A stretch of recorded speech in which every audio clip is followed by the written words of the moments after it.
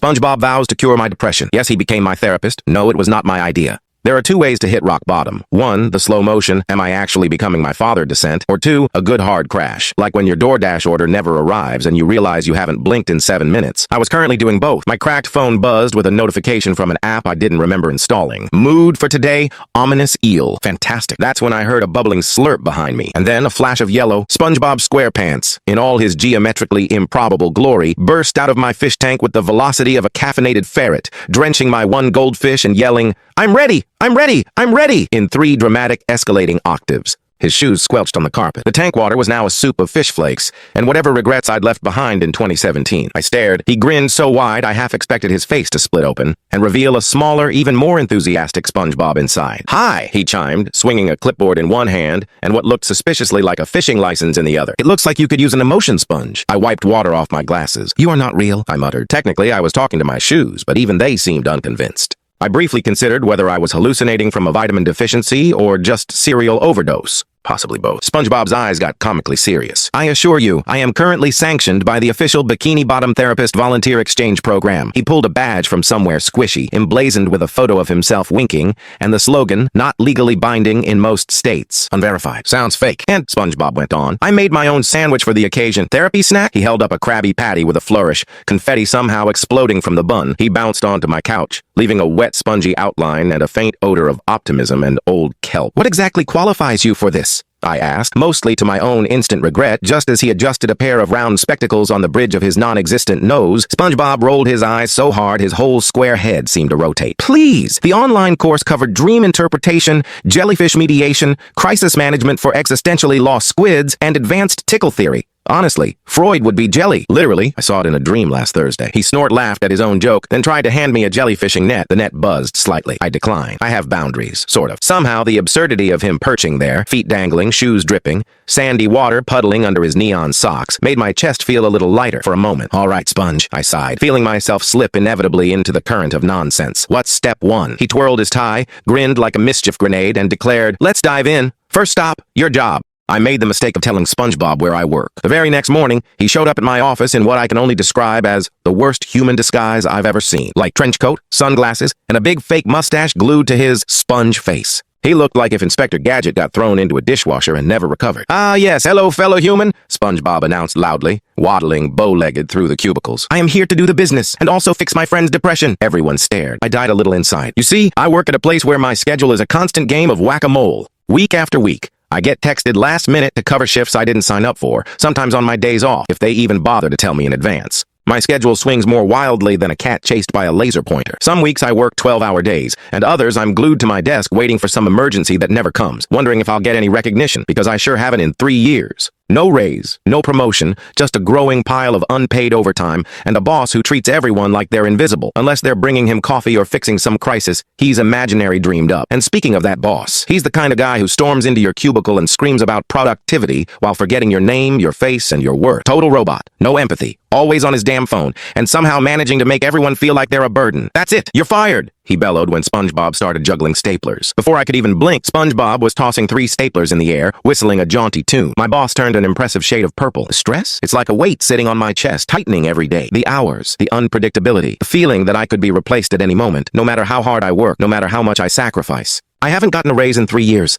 Not a single acknowledgement of the long nights and weekends I shoveled into that place. Just more work, more neglect, and a boss who treats me like furniture you forget to dust. And that's carried over into my mood, my motivation, my sense of value. It's like I'm constantly running on empty, waiting for some explosion of recognition, or just some kind of break. "That's it! You're fired, and you," he pointed at me, "are on thin ice." SpongeBob just grinned as security dragged him out. "Worth it!" he yelled, mustache flapping. "Remember to put yourself first sometimes, pal." I sighed and put my head on the desk. Maybe the sponge had a point. Maybe it was time for a change. Maybe I needed to find a job that didn't make me want to hide in the break room with a stale muffin and question my life choices. But first, I had to rescue SpongeBob before he accidentally jammed the elevator doors with half a dozen Krabby Patties and set off the fire extinguisher, creating a foamy, burger-scented tidal wave that sent everyone scrambling for higher ground. Back at home, lack of any remorse, SpongeBob tilted his head, eyes twinkling like he'd just invented a new way to stir up trouble. "Hey, if you're miserable here, why don't you go find a better place to drown your sorrows?" he chirped. I glanced away, nervously tugging at my sleeve. "Yeah, about that. I'm not ready. Still healing from this trauma,"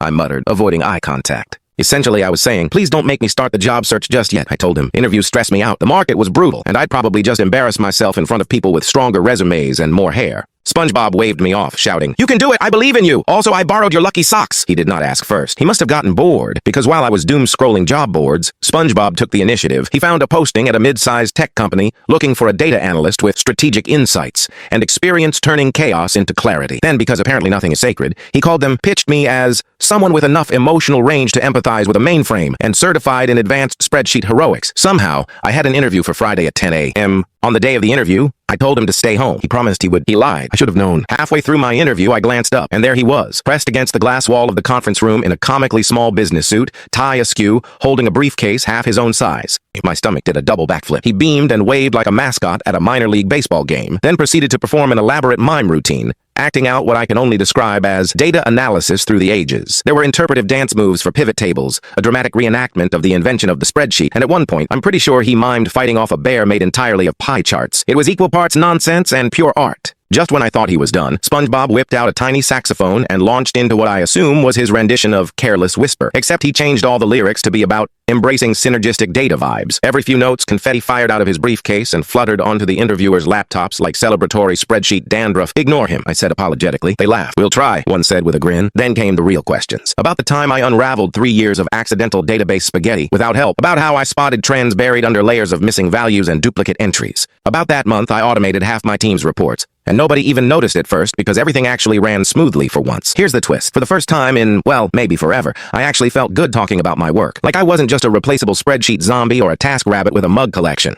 I had value. I had stories. I had survived, and maybe even thrived, in the weird chaos of my old job. Afterward, as the interviewers picked confetti off their notepads, I apologized for, the general circus. The hiring manager shrugged. "We've seen worse. Honestly, you seem sharp, and we like people who can make data feel, well, human." 2 days later, I got the call. I got the job. SpongeBob did a backflip off the coffee table, cheered loud enough to scare the mailman, and declared himself my lifelong career confidence consultant. I let him keep the tiny suit. He'd earned it. By now you can tell I'm pretty much a nerd. Not really good at communication with people, including my girlfriend. I haven't really talked to her for weeks. We kind of fell apart. SpongeBob gasped, his face morphing into exaggerated shock. "Fell apart? No, no, no! That's what Legos do!" He put one hand on my shoulder, the other clutching his heart in a dramatic pose. "I once didn't talk to Patrick for 3 whole hours," he said, looking wistfully into the distance. "It was the worst afternoon of my life. But," SpongeBob perked up, eyes sparkling with misplaced confidence, "I solved it with the secret art of underwater BBF telegrams, delivered via conch shell pigeon, and bubble flower bouquets that whisper sweet nothings. Oh, and a spontaneous interpretive dance where I mimic a clam trying to open a jar. Very emotional,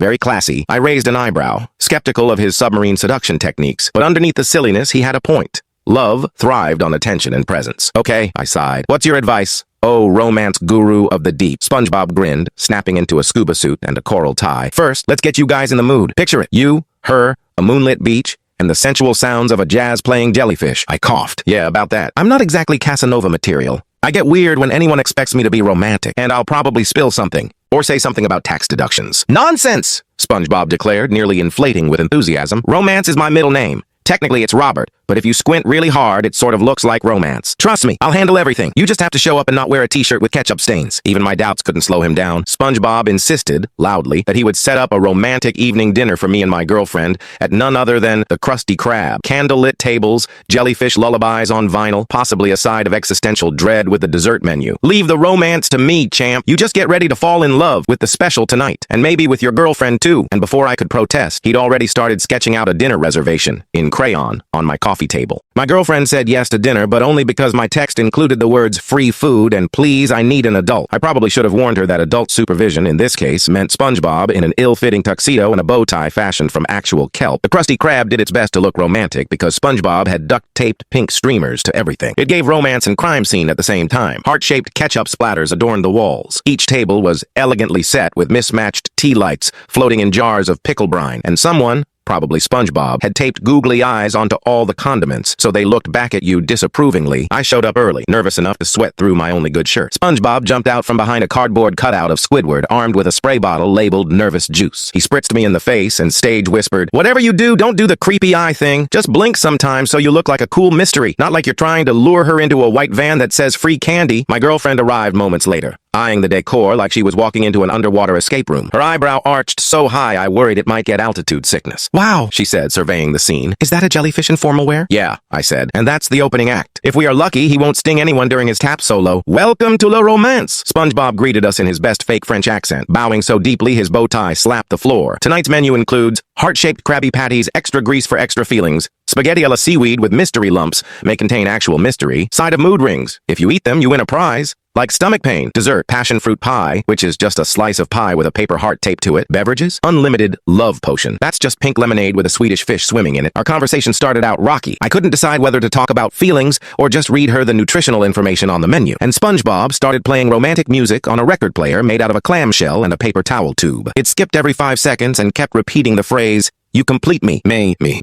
Me. Objectively, it was a mess, but we laughed. Slowly, between spilled drinks, well-meaning blunders, and an impromptu jazz solo by the jellyfish, something loosened up. She reached across the table, squeezed my hand, and for a split second I felt braver. "I missed you," I said. Not smooth, but true. She smiled. "I missed you too. This is weird, but I'm glad I came." By dessert, we weren't magically fixed, but the distance between us felt a little less impossible. SpongeBob reappeared, unleashing a final confetti tsunami and shouting, "True love prevails!" Or, at least somebody leaves here full and only mildly sticky. We both started laughing, and for the first time in weeks, things felt possible again. One day, SpongeBob borrowed my phone to check the weather in Bikini Bottom. 5 minutes later, he was FaceTiming my parents. Yes, my parents on my phone. In the middle of the afternoon, while I was still wearing pajama pants and a hoodie that may or may not have crusted cereal milk on the sleeve. The screen lit up with my mom's name and the words, "Incoming call. Mother, pro-level guilt tripper." Before I could wrestle it away, SpongeBob answered the call upside down and greeted them with, "Hello, I'm your son's emotional support sponge." Mom blinked. Dad squinted. Dad, a retired mechanical engineer who used to design bridge structures, immediately asked, "Is this one of those AI filters?" Mom, who spent her life as a high school principal, narrowed her eyes and said, "Is this a TikTok thing?" "No, ma'am," SpongeBob chirped. "I'm a licensed volunteer therapist. Well, kind of. And today's session is about family dynamics." He gave them both a thumbs up with a bubble glove. My mom was quickly off and running. She asked me if I'd looked into that civil service job she emailed last week, if I was still drifting around without direction. Then came the bonus round. "And sweetie, you're not getting any younger? You've been with your girlfriend a long time. Is there a timeline there? You know how we feel about waiting forever." My dad just sighed and added, "When I was your age, I already had a mortgage." I tried to smile through it, but it didn't work, SpongeBob could tell. He leaned dramatically into the camera, blocking half my face with his square yellow mug. "Mrs. and Mr. Morgan, I can assure you, your child is making remarkable progress on the goals list. Have you considered how difficult it is to process existential dread while still brushing your teeth twice a day? Gold star." Dad let out a grunt that somehow sounded both supportive and disappointed. "When I was 28, I was running projects with a team of 7. I stared at the floor. "Yeah, I know, Dad." Mom switched from guilt-tripping to concern mode. "We just want the best for you. You know that, right?" I said quietly. "I'm trying." "I really am. Sometimes it doesn't look like much from the outside. But I swear I'm not just doing nothing." Mom's voice softened a little. "Just don't drift too far, sweetie," Dad added. "Try to land somewhere." SpongeBob nodded with the gravity of a cartoon statesman. "Landings can be overrated. Sometimes you discover new continents by just floating around." Mom sighed so hard the microphone couldn't really handle it. "We love you. Call us. Maybe with less sponge." The call ended. I stared at the phone, suddenly exhausted. SpongeBob handed it back like he'd just conducted open heart surgery. "Family stuff is tough, but you didn't disintegrate. That's a win." I wiped at my eyes and managed a wobbly smile. That night, as I was sitting on my bed, shut down from the outside and dying inside, SpongeBob hovered next to me, bouncing a little, eyes wide like he just discovered a new planet. He went, "Once upon a time, I was so desperate for Mr. Krabs' approval. I went full soap opera and tried to scrub his shiny coin collection for 2 days. He had lots of coins." SpongeBob puffed out his chest, his hands flying around as he acted out scrubbing invisible coins. "I got a crusty look and Mr. Krabs said, 'Well, you're not crustier than yesterday.' No matter how hard I tried, extra hours, extra scrubbing, Mr. Krabs was not the least bit impressed. Like I was just background kelp. I was half smiling, half baffled. So then what? He struck a pose like a diva. I quit trying to, become the world's most approved sponge. Instead, I asked myself, "SpongeBob, what do you want?" He leapt onto my bed, arms windmilling. It suddenly hit me. SpongeBob wants a circus. I flopped back, pillow over my face. A circus? Because that's logical. Undeterred, SpongeBob was already miming a ringleader, yanking an imaginary whistle necklace and bellowing, "Attention, sea creatures, auditions begin now!" His face split with excitement, eyes so wide I thought maybe he'd spring a leak. I tried to recruit every fish in 5 blocks. Mrs. Puff as the human fish cannonball, Larry the lobster trying to balance a starfish on his nose. He sneezed it across town. I caught myself grinning despite everything. Did anyone actually agree to join? Patrick did. SpongeBob pointed a finger at the ceiling like he'd solved world hunger. He was supposed to juggle clam shells, but he ate them. I wore a top hat made of seaweed, but it kept falling over. There were dolphins on unicycles. Okay, it was just regular dolphins swimming in circles. And just as Mr. Krabs wandered in, the tent collapsed. It was fantastic. I shook my head. So it didn't work? SpongeBob gave me jazz hands. That's not the point. The point was, we had the best day ever. Patrick cheered. Even Mr. Krabs laughed, and I realized it didn't matter that we didn't impress anyone, because we were having fun being, well, us. He jumped over right in front of me. "Why do you need people clap for you?" You don't. You can clap for yourself. I stared at him for a moment, awkwardly moved. So you just stopped caring about what Mr. Krabs thought? He nodded, nearly bouncing off my bed. Yup, I'll put on my circus again soon. And you, my emotionally exhausted buddy, should write yourself a ticket to your own show. Approval not included. A weird warmth bubbled up in my chest, something between relief, gratitude, and the absurd desire to try juggling clamshells myself. For once, all the noise in my head quieted, and I actually felt okay, just being me. The next night, I found myself scrolling through social media, watching friends live their better lives. Every post was a reminder of how far I'd drifted. Pictures of promotions, engagements, exotic vacations. Meanwhile, I was stuck in the same rut, feeling like I was watching life through a grimy window. SpongeBob peered over my shoulder, making a face every time I scroll. Why do people always look like they're having fun in their pictures? Nobody has that much fun holding a giant margarita. I sighed. It's not the margaritas. It's the connection, the shared memories. Meanwhile, I'm here, trying to remember the last time I talked to any of them without a screen between us. SpongeBob nodded, eyes wide with exaggerated sympathy. Then he pulled out a phone and held it out like a sacred artifact. Call one person. Just one. You don't have to plan a trip to Bali. Just say hi. I hesitated. It's not that easy. What if they don't want to talk? What if we've grown apart? What if, pardon me, SpongeBob interrupted. But if I worried about that every time I did something, I'd still be at the Krusty Krab, crying over a burnt patty while staring at a ketchup stain. So, get that number. Just dial, like you're Frodo trying to destroy the ring, but with less danger and more social anxiety. With a deep breath and shaking hands, I picked a name. Jake. My best friend from college. We used to be best buddies, but now, who knows? The phone rang, and then, hello? Hey, Jake, it's me. I know it's been a while, but I was wondering if you maybe wanted to meet up, catch up on stuff? There was a pause. Then, I'd love that. SpongeBob's eyes sparkled with that chaotic grin of his, practically bouncing in place. I wondered if he thought he'd just invented friendship teleportation or something equally absurd. The next day, I met up with Jake at our old college coffee shop. It was weirdly familiar and brand new at the same time, like putting on a favorite sweater and finding a secret pocket. Jake looked, well, like Jake. Same messy hair, same crooked grin. We small-talked for a bit, sipping coffee and testing the waters. Then SpongeBob popped up from under the table, wearing a barista apron and a name tag that just said, Sponge. Hey, you didn't tell me this was the place with the free refills and the really absorbent napkins. Of course, he'd followed me here. I took a deep breath, but Jake just laughed. Dude, you brought a sponge person to the coffee shop? I expected to feel embarrassed, but instead, I just felt light. Like maybe it was okay to let people see the weirdness. SpongeBob leaned in, eyes huge. Did somebody say sponge, son? Then he grabbed a muffin and started singing the muffin song with a high-pitched voice. Jake and I cracked up, and just like that, the awkwardness crumbled. Remember that one time you tried to microwave a sock because you thought it'd make it smell better? I said, grinning. He chuckled, rubbing the back of his neck. Oh man. What about that Halloween when you spray painted your face? I chuckled. I didn't know the paint was meant for cars. Wait, that night after finals when you drank like 5 spiked lemonades and tried to fit inside the recycling bin because it was a time travel pod? And you tried to film me so we could send it to Bill Nye, but you dropped your phone in the compost bin. That was nasty. We almost choked on coffee from laughing. We wiped our eyes, both suddenly quiet, thinking the same thing. Hey, I said, whatever happened to Marcus? He used to be the mastermind behind every bad idea. Jake nodded, the smile softening. Yeah, Marcus, haven't seen him in years. Should message him. Maybe we can all meet up, like old times. For a moment, the past didn't feel so far away. At the end of our meetup, Jake and I agreed to get together again next Saturday at the Midtown Bar. SpongeBob, ever the cheerleader, suggested we go to a basketball game soon, something we used to do all the time in college, trash-talking each other while missing every free throw and pretending we were way cooler than we actually were. As we packed up, I felt a warmth I hadn't realized I'd been missing. We might have drifted, but now I was excited to pick up our friendship where we left off. It's been 3 weeks since SpongeBob popped out of my fish tank like a confetti cannon, turning my world upside down, but in a weirdly good way. Life felt brighter, like someone had finally opened the curtains after months of gloom.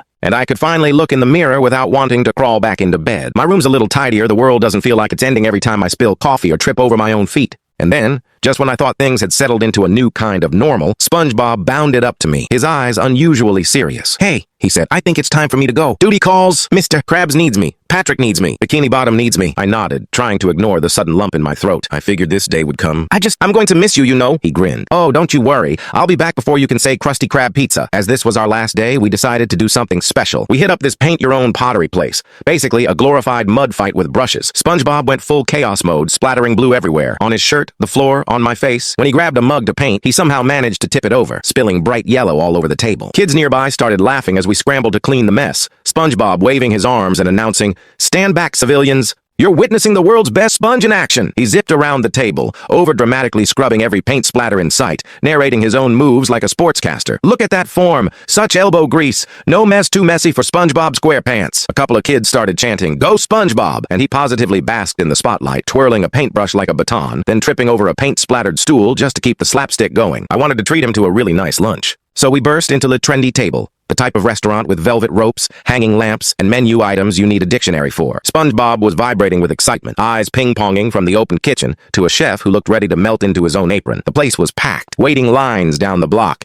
influencers filming, and overworked staff from the chef to the hostess. It was chaotic. "I got this!" SpongeBob cheered, halfway over the counter before anyone could blink. The chef, too swamped to argue, shoved a napkin with Sue's scribbled on it into SpongeBob's hand. Chaos engaged. SpongeBob flipped patties like a madman, carving faces into the sauces, shouting stuff like, "We cook with our hearts." Someone dared ask for truffle fries. SpongeBob delivered a tiny tower of pizza. Table 7 gave an actual standing ovation. Meanwhile, I was yanked into the waitstaff vortex. "Congrats, you're hired!" a server barked, vanishing in a puff of stress. Suddenly, I'm juggling appetizers, dodging handbags, and praying the tower of plates in my arms doesn't fall. At one point, SpongeBob burst out, waving a dessert like a trophy, and crowned a creme brulee with a glittery foam starfish. Kids clapped. By the end, the kitchen looked like a delicious disaster. SpongeBob got a guest chef sash, and we finally sat down, sweaty, sauce-speckled, grinning like fools, for a victory soda. The owner snapped a Polaroid of us mid-laugh, and now we're those two on the wall, apparently legends for inventing the Chaos Combo Special. In the evening, I drove us to the beach, watching the sunset paint the sky in swirls of orange and pink. SpongeBob reached behind his back and pulled out a giant foam finger, neon green and covered in glitter. This, my friend, is the finger of destiny. Whenever you feel lost or sad or like you're 6 fries short of a happy meal, just wave this bad boy around and remember, you're never really alone. I took it, unable to stop grinning. It smelled like sea salt and sunshine. Then SpongeBob saluted me with his spatula, a farewell twinkle in his eyes. "I'll pop by anytime you need a laugh or a jellyfish," and then he was gone, diving into the waves with a gleeful battle cry, leaving me shaking my head and smiling on the sand. Back at the apartment, on the fridge, I found a note he'd left, sticky with ketchup and starfish shape. It said, "Don't forget to laugh, don't forget to sing, and most importantly, don't forget to be you." And I didn't plan to. Not anymore.